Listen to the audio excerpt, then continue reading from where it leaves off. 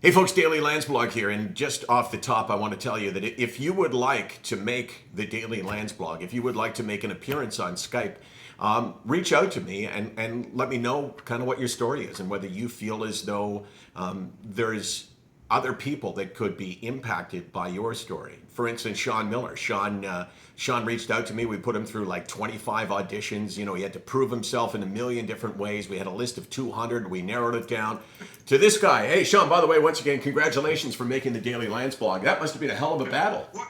Why do you think I'm depressed? I'm depressed because of I wasn't even depressed before I started auditioning. Now I'm so depressed because these auditions were deadly. So you think depression is funny? I see the way you're laughing. You know, you can be all flippant about it. Well, some of us have really suffered, buddy. Some of us have really suffered. So, yeah, you see, this is what I do for Sean. Everyone else will say to him, "Oh, you know, Sean, in that voice, you know, I'm so sorry. Are you okay?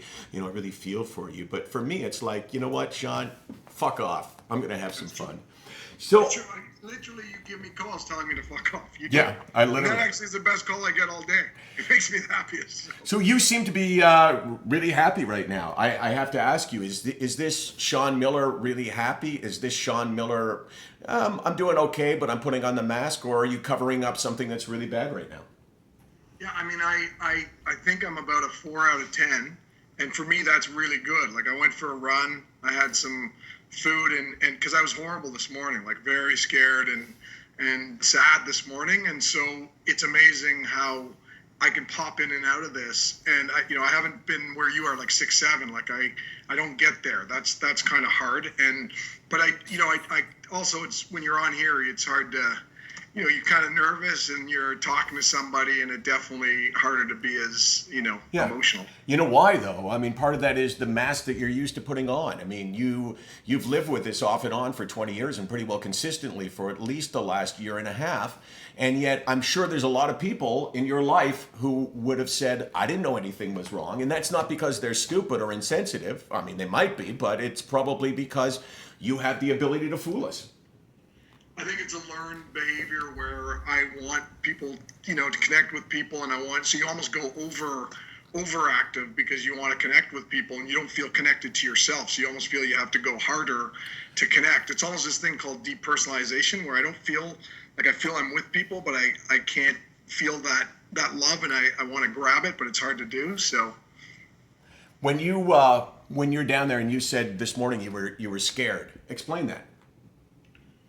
Yeah, I wake up and it's this horrible panic feeling. The mornings are my worst, so I feel this sense of dread and doom, like I'm never going to get better, and I'm all alone on this earth, and nobody is aware of me, even though I know rationally that's completely not true, because when I feel better, I feel, I've got so much love and support. But it's the weirdest thing. I wake up, and then I'll do stupid things, like I'll go on Facebook, for instance, and I'll look at all the lives, all the people I know who are having these great lives, and they seem like they're having these great lives and living, and I feel like I'm not part of the world, and it's the weirdest feeling. There's nowhere to go. I know you've talked about it when you were depressed, where you almost feel like, well, I want to get away from people because I want to be on my own. But when I'm on my own, I want to be with people. You won't just get out of your own body because you can't be in yourself, and that's the hardest part.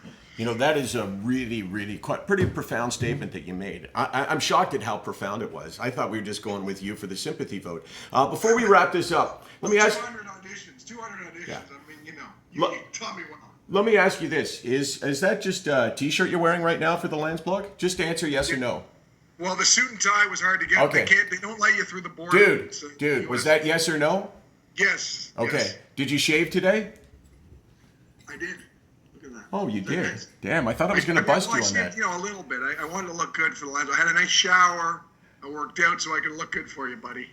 Well, you know what? You hang in there, buddy, and thank you for sharing this with us. And we'll get back to you. We'll give you tomorrow off, and we'll get back to you as you continue your second week of treatment next week, right?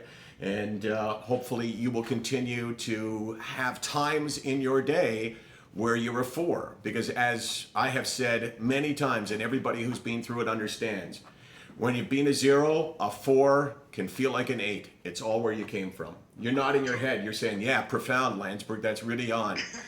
Okay, answer these questions. SickNotWeak.com. How many hours a day? 24 hours a day, 363 days, because you got to take Yom Kippur off. I know you are a good Jew, so I can't see it. Are you going to do it that day? You probably will do it that day. So 364 days a year. You said 363 before, just to inform you, because like you're a little bit out of touch down there. The calendar's only been around for 2,000 years, but there's 365 days in most years. Thanks, man. See, buddy, depression hurts. You miss days. That's how bad it is. That's good.